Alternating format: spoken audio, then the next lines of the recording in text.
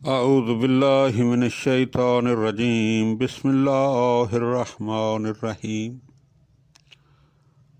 حضرت امام علی ابن الحسین زین العابدین علیہ الصلاۃ والسلام کے مجموعہ دعا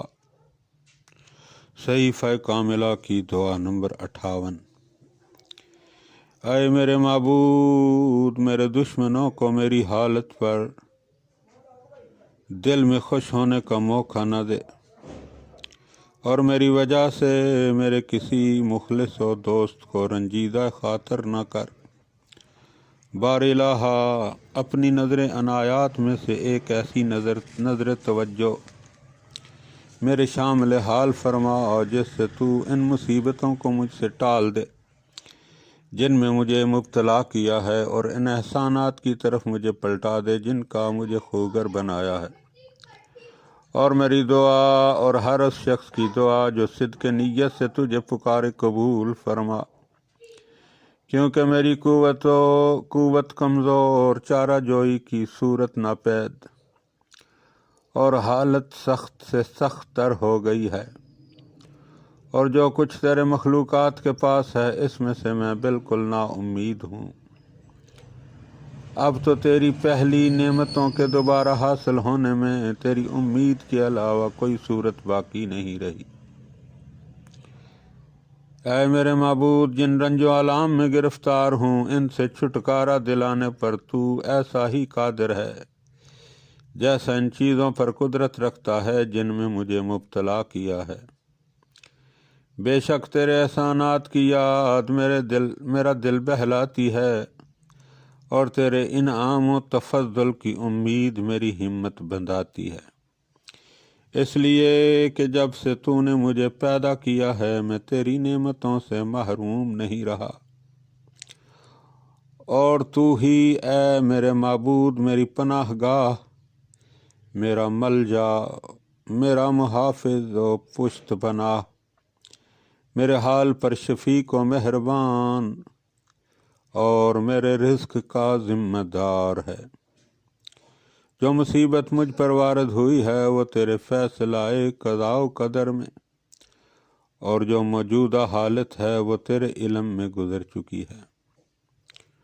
تو اے میرے مالک و سردار، جن چیزوں کو تیرے فیصلہ قضاء و قدر نے میرے حق میں طے کیا ہے اور لازم و ضروری قرار دیا ہے،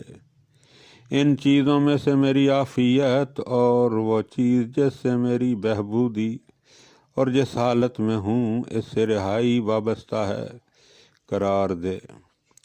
کیونکہ میں اس مصیبت کے ٹالنے میں کسی پر امید نہیں رکھتا، اور نہ اس سلسلہ میں تیرے علاوہ کسی پر بھروسہ کرتا ہوں۔ تو اے جلالت و بزرگی کے مالک، میرے اس حسن ظن کے مطابق ثابت ہو جو مجھے تیرے بارے میں ہے، اور میری کمزوری و بے چارگی پر رحم فرما،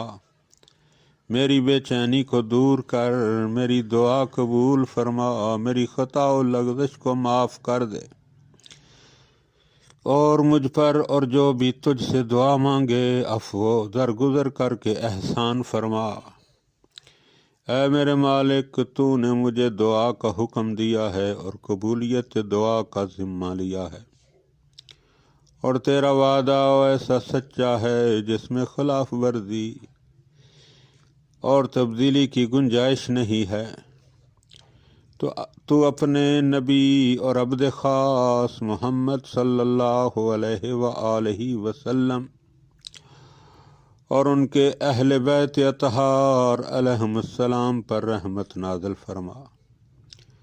اور میری فریاد کو پہنچ، کیونکہ تو ان کا فریاد رس ہے جن کا کوئی فریاد رس نہ ہو،